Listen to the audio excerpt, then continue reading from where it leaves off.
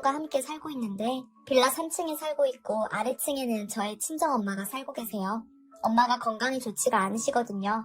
남편이 참 착한 사람이라서 우리가 모시고 살자고 했는데 엄마가 부득불 부담스러우니 싫다고 우기셔서 타협안으로 같은 빌라에 사는 것으로 해결했습니다. 엄마는 제게 참 애틋하고 아픈 사람이에요. 사실 저는 8살 때까지만 엄마랑 살고 그 후로 헤어졌다가 수십 년 후에야 다시 만났거든요. 그 사연이 참 기가 막히고 아직도 생각하면 분통이 터지기도 하는데 한번 제가 살아온 이야기를 해볼게요. 저는 외동딸입니다.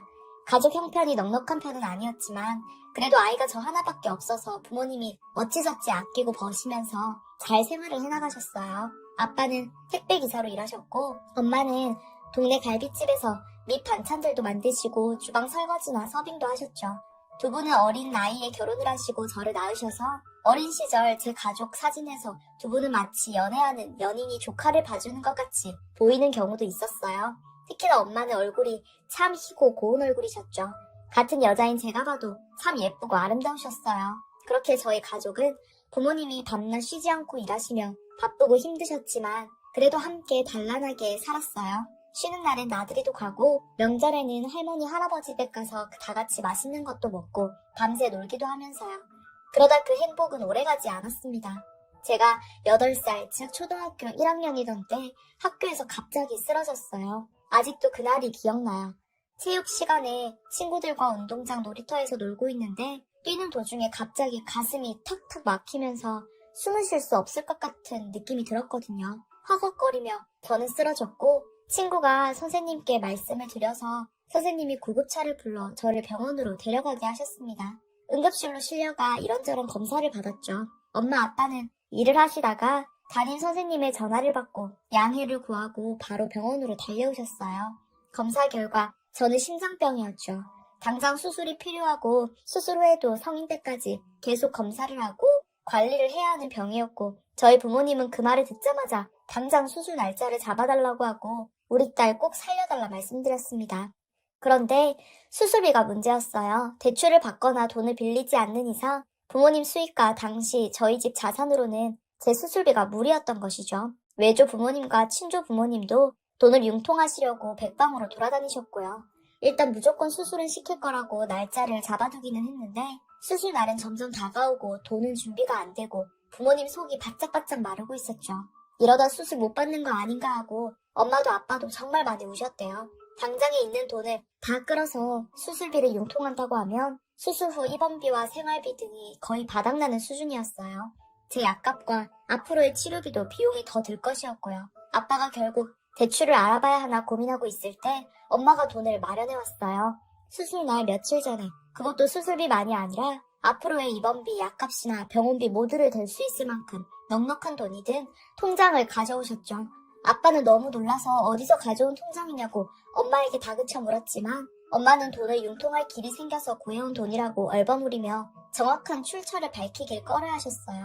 아빠는 아무래도 의심스러우셨던지 계속 엄마에게 캐물으셨지만 엄마는 계속 대답을 회피하시다 나중에는 애가 죽게 생겼는데 수술비를 애써 마련해왔더니 지금 이게 무슨 태도냐고 화를 내시며 아빠의 질문을 차단하셨습니다. 아빠는 마음 한가운데 찜찜함이 남아 있었지만 그래도 어쨌든 수술비가 마련된 것은 사실이니 딸부터 살리자는 심정으로 그냥 묻어두셨어요. 저는 며칠 후 예정일에 맞춰 수술을 받았고 그 후 심장 치료를 시작했죠. 수술을 받은 후 제 생활은 완전히 달라졌어요. 저는 학교 소풍은 당연하고 체육 시간에도 참여할 수 없었고 점심시간에는 약과 엄마가 따로 싸준 도시락을 먹어야 했죠. 그래도 친구들과 선생님들이 잘 배려를 해줘서 학교 생활이 어렵진 않았어요. 병원 다니는 것도 약 먹는 것도 귀찮고 번거롭고 때때로 느껴지는 가슴의 통증과 옷 갈아입을 때마다 보이는 수술 흉터 자국이 거슬리기는 했지만 그래도 저는 그 모든 일들을 잘 견뎌나갔습니다. 오히려 제가 견디지 못한 것은 엄마였어요. 태어나고 나서 한 3개월이 지났을 때였을까요? 겨울이 시작되던 무렵이었어요. 다시 학교에 나가기 시작한 지 좀 되었고 먹어야 하는 많은 약들도 다 차례를 외워갈 때였죠. 엄마는 집에 늦게 들어오는 날이 잦아졌어요. 심지어 아빠보다 늦게 들어오기도 하고 엄마가 집에 들어오는 소리가 들려 시간을 확인해보니 새벽 4시가 넘은 경우도 많았죠. 엄마에게 왜 이렇게 늦게 오냐고 물으면 엄마가 일을 많이 해야 해서 그렇다고만 했어요. 아빠도 엄마가 뭔가 이상하다고 생각하셨어요. 밤에 두 분이 언쟁하시는 소리가 자주 들렸죠. 아빠는 주로 애는 아픈데 애를 장모님한테 맡기고 어딜 그렇게 돌아다녀? 일한다는 핑계 대지 마. 내가 전화도 해봤어. 당신 일 저녁 9시면 마무리라면서. 사장이 애기 엄마 애가 아프다고 일찍 끝내줬다면서 어디 갔었어? 하고 물었어요. 엄마는 그럴 때마다 나도 내 사생활이 있어. 내가 애한테 신경 안 쓰는 것도 아니고 병원도 꼬박꼬박 내가 데려가는데 뭐가 문제야? 하시며 아빠에게 맞서셨어요. 사실 엄마는 고운 외모에다 언제나 온순하고 할 말은 하시지만 늘 조용조용 하셨는데 화내는 엄마 모습은 처음이어서 놀랐던 기억이 나요. 아무튼 저는 아빠가 엄마에게 어떤 의심을 하시던 그냥 엄마가 조금이라도 일찍 퇴근해서 저와 더 많은 시간을 보내주시기를 바랄 뿐 그 이상으로 바라는 건 없었어요. 그러다 어느 날이었어요. 학교에 다녀와 보니 웬일로 아빠가 집에 계셨어요. 분명히 일하고 계셔야 할 시간이었는데 말이죠. 아빠 얼굴이 누가 봐도 화가 많이 나신 얼굴로 빨갛게 달아올라 있었어요. 심지어 제가 집에 들어온 것도 모르셨죠. 저는 아빠 얼굴이 무서워 말도 못 걸고 조용히 방으로 들어가려 하는데 안방에서 엄마가 나오셨어요. 엄마는 한 손에 큰 여행 가방을 들고 두꺼운 코트를 입고 계셨죠. 처음 보는 코트였는데 어린 제가 보기에도 비싸 보이는 코트였어요. 우리 집 형편으로는 절대 살 수 없는 그런 코트야. 엄마가 부잣집 아가씨처럼 보이기까지 했어요. 저는 그런 엄마가 낯설어서 말도 못 걸고 그냥 서 있는데 엄마가 나오다가 저와 눈이 마주쳤고 제게 다가왔습니다. 엄마는 저를 꼭 안아주시면서 제 귓가에 속삭이셨어요. 이제 엄마 없이 아빠랑 둘이서 살아야 해. 병원은 친할머니랑 같이 가면 되고 약 먹는 거 절대 잊어버리면 안 돼. 학교에서도 막 뛰어놀면 안 되고 지금처럼 잘하면 돼. 지금까지 우리 딸 너무 잘했으니까 지금처럼 하면 돼. 우리 딸 잘할 수 있지? 우리 딸 믿어? 하시는데 울음이 섞인 목소리였습니다. 저는 아빠와 둘이 살아야 한다는 말에 너무 충격을 받아서 엄마를 안고 왜 엄마? 엄마 어디가? 왜 나랑 같이 안 살아? 나 엄마랑 살 거야 하고 울기 시작했어요. 저 엄마를 보시던 아빠는 저를 엄마에게서 강제로 떼어놓으시며 엄마에게 소리 지르셨죠. 아빠 역시 목소리에 울음이 담겨 있었고요. 그래 그렇게 좋으면 가. 자기가 낳은 핏덩이 버리고 그렇게 돈 많은 놈이 좋으면 가라고. 애는 내가 키울 거야. 다시는 죽을 때까지 애 얼굴 볼 생각도 하지 마. 절대 안 보여줄 거니까. 아빠가 소리 지르는 걸 들으면 저는 진짜 내가 엄마랑 못 살게 되는 거구나 라는 생각에 눈물만 났습니다. 엄마는 애써 울음을 참으면서 애 달래줘. 계속 울면 심장에 물이 될 거야. 라고 하시면서 현관문을 열고 나가셨습니다. 그리고 뒤도 한번 돌아보지 않으시고 그대로 떠나버리셨고 저는 그런 엄마를 울면서 뒤쫓아가려고 했지만 아빠가 저를 꽉 붙잡고 놔주시지 않으셨어요. 저는 아빠 품에 안겨서 그저 울기만 했고 왜 엄마랑 못 살아? 하고 물었습니다. 아빠는 당시 많이 화가 나셨던 모양이었어요. 제게 엄마가 떠난 이유를 솔직하게 가감없이 다 이야기해 주셨거든요. 엄마는 이제 아빠 말고 다른 아저씨가 좋대. 그래서 떠났어. 엄마는 이제 그 아저씨랑 살 거야. 하고 분노가 가득 담긴 목소리로 말씀하셨죠. 저는 엄마를 이해할 수 없었어요. 엄마는 분명 아빠와 사이도 아주 좋았거든요. 딸의 투병과 좋지 않은 형편 속에서도 두 분은 늘 서로를 사랑하셨어요. 그래서 아빠가 그렇게 화가 많이 나셨던 건지도 모르겠어요. 엄마에게서 평소에는 전혀 이상한 기운을 못 느끼셨을 테니까요. 그렇게 엄마가 떠나고 저와 아빠 두 사람의 생활이 시작되었습니다. 병원 치료와 검사는 친할머니나 친할아버지가 맡아주셨고 집에 오면 텅 빈 집, 때때로 할머니가 제 하교를 맞아주셨죠. 아빠는 한동안 우울해하셨지만 어린 딸이 있으니 마음을 애써 잡으신 것 같았어요. 열심히 일을 하시면서도 제 치료를 신경 쓰셨고 제 숙제를 도와주시기도 했죠. 자랄수록 엄마가 아빠한테 한 행동이 어떤 행동인지 점점 더 잘 깨닫게 되었고 그에 따라 엄마를 향한 증오심도 무럭무럭 자라났어요. 엄마는 바람이 났고 그 바람난 남자 때문에 아빠와 아픈 나를 버리고 새 살림을 차린 거죠. 때때로 그런 생각도 했어요. 내가 아파서 나 아픈 것 뒤치다거리 하기는 싫어서 더 이상은 힘들게 일하면서 몸도 아픈 딸까지 건사하기 싫어서 그래서 날 떠난 거라고요. 그런 생각이 들면 이 모든 게 다 내 잘못인 것만 같아서 아빠에게 한없이 미안하고 죄스러웠어요. 물론 아빠는 늘 제게 한결같이 좋은 아빠로 최선을 다하는 아빠로 계셨지만 아빠를 볼 때마다 내가 너무 아파서 모든 게 잘못된 것 같아 속상하고 힘들었습니다.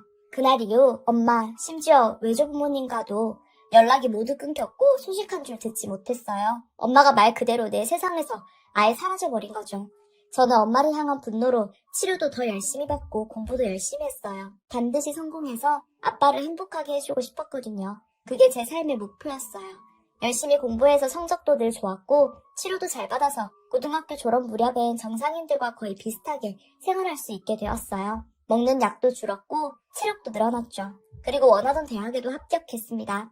대학에서도 늘 성적 장학금을 받을 정도로 공부를 열심히 했고 장학금들 덕에 첫 학기를 제외하고는 등록금 걱정도 별로 없이 무사히 졸업했어요. 졸업하고 나서 저는 전공대로 호텔에 취업했죠. 호텔리어가 늘 꿈이었거든요. 첫 월급을 타고 아빠를 비싼 레스토랑으로 모셔가 밥을 사드렸어요. 언제 커서 취직해서 아빠를 이런 비싼 곳에서 밥을 먹여주냐고 우시더군요. 저도 눈물이 났지만 애써 웃으면서 앞으로는 이런 데서 식사하는 게 질리도록 먹여줄 거야 하고 말씀드렸어요. 취직해서 열심히 일했고 열심히 돈을 모았습니다. 그리고 일하다가 지금의 제 남편을 만나 연애도 시작했죠. 연애한 지 3년 정도 되었을 때 청혼을 받고 결혼하기로 했어요. 결혼하겠다는 소식을 전했을 때 가장 기뻐한 건 아빠셨어요. 그리고 저는 그날 충격적인 소식을 들었습니다. 아빠가 사실은 말기암이야. 우리 딸 걱정할까 싶어서 말을 못했는데 이제 시집 간다니까 아빠 편하게 갈 수 있을 것 같아. 아빠의 말에 너무 놀라 당장 병원에 갔더니 이미 여기저기 전이 되어서 손 쓸 수가 없다고 했습니다. 왜 우리 아빠는 이렇게 힘들게만 사나 싶어 그날 아빠를 안고 많이 울었어요. 아빠는 괜찮다고 저를 달래주셨지만요. 결혼식에는 아빠 손을 잡고 들어가고 싶었는데 아빠는 안타깝게도 제가 결혼하기 5개월 전에 돌아가셨습니다. 장례식장에서 정말 많이 울었어요.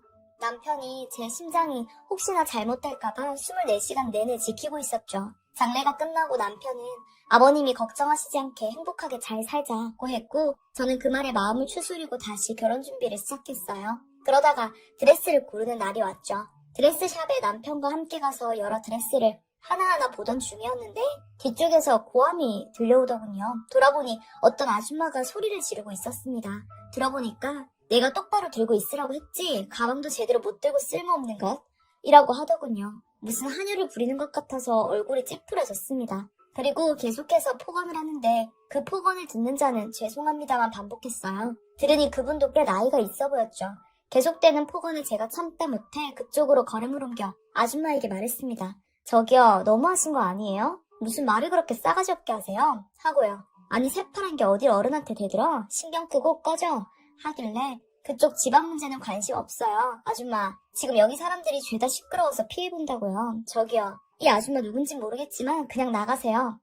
하고 폭언을 듣는 아줌마에게로 고개를 돌렸습니다. 그 순간 저는 너무나 놀랐어요. 수십 년이 지났지만 절대 잊지 못하는 얼굴, 바로 제 엄마였거든요. 세월의 풍파로 얼굴엔 주름이 많이 생겼고 흰머리도 보였지만 여전히 남아있는 고운태가 영락없는 저의 엄마였습니다. 눈이 마주치는 순간 엄마의 얼굴도 굳어버렸어요. 그래도 딸 얼굴이라고 한 번에 알아보긴 한 거죠. 무슨 생각이었는지 모르겠습니다. 무작정 엄마 손을 잡아 끌고 샵 밖으로 나왔어요. 뒤에서 남편과 그 아줌마가 불렀지만 들리지 않았죠. 샵 밖으로 나와 엄마에게 여기서 뭐해? 하고 물었습니다. 수십 년 만에 첫 마디였죠.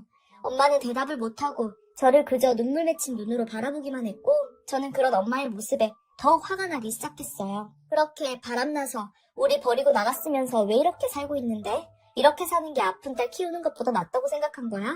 제 물음에 엄마는 눈물을 흘리면서 그런 게 아니야 하고 대답했어요. 저는 됐어, 나는 엄마 없는 애로 살았으니까 달라질 거 없어. 그냥 이대로 묻어두고 헤어져. 앞으로 다신 볼 일 없을 거야. 하고 다시 샵으로 들어가려고 했습니다. 그때 엄마는 절 다급히 잡더니 펜을 꺼내서 제 손바닥에 전화번호 하나를 급하게 적더군요.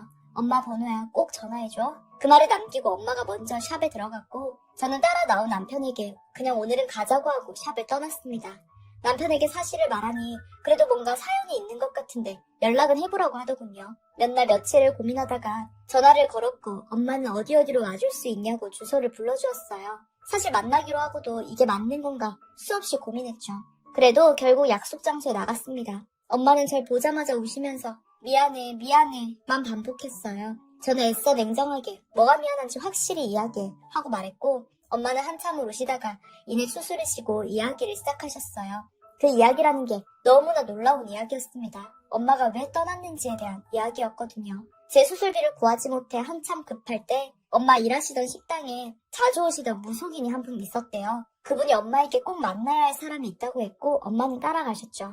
따라가신 자리에는 웬 부잣집 사모님 한 분이 계셨고 그분은 다짜고짜 엄마에게 아가씨 결혼 안 했죠? 하고 물었어요. 엄마는 결혼해서 애까지 있다고 했고 그분은 지금 남편과 갈라서고 자기 아들과 결혼해달라고 말했습니다. 엄마는 너무 놀라셔서 무슨 소리 하시는 거냐고 했지만 그분이 말씀하시길 저 점쟁이가 그쪽이랑 우리 아들 궁합이 딱 맞아서 그쪽이랑 우리 아들이랑 결혼해야 우리 아들 앞길이 탄탄대로라네. 말도 안 되는 소리를 하신 거죠. 엄마는 단칼에 거절하셨지만 그분은 우리 집 사정을 아시고 엄마를 압박하셨어요. 자기가 수술비와 병원비 다 지원할 테니 남편에게 바람난 것처럼 거짓말하고 오라고요. 엄마는 너무 괴로운 고민을 하셨어요. 딸의 목숨을 살리는 대신 딸을 떠나야 한다는 게 너무 화가 나고 슬프셨대요. 자기가 능력이 없어서 이런 일이 생겼다고요. 그러나 결국 엄마는 절 살리는 길을 택하셨고 애가 일상생활에 다시 적응할 때까지 같이 살게 해달라는 조건으로 돈을 받고 제안을 승낙했어요. 그리고 제가 태어나고 다시 학교에 다니며 생활하게 되자 그렇게 그 계약을 이행하러 나가신 거고요. 충격적인 엄마의 말에 저는 다리가 풀려버려 주저앉았습니다. 뒤이어 이어지는 말은 더 가관이었어요. 엄마가 결혼하고 5년도 안 되어 새 남편이 교통사고로 갑자기 죽었고 엄마는 남편 잡아먹은 년이란 소리 들으면서 지금껏 그 집 한유로 살아온 것이죠. 그때 샵에서는 시어머니 조카 결혼식 드레스를 보러 간 것이었고요. 저는 모든 게 다 제 탓인 것만 같아 엉엉 울며 엄마에게 미안하다고 했습니다. 엄마는 제게 울지 마. 울면 위험해. 엄마는 괜찮아. 우리 딸. 잘 커서 이제 결혼한다니 엄마 너무 행복해.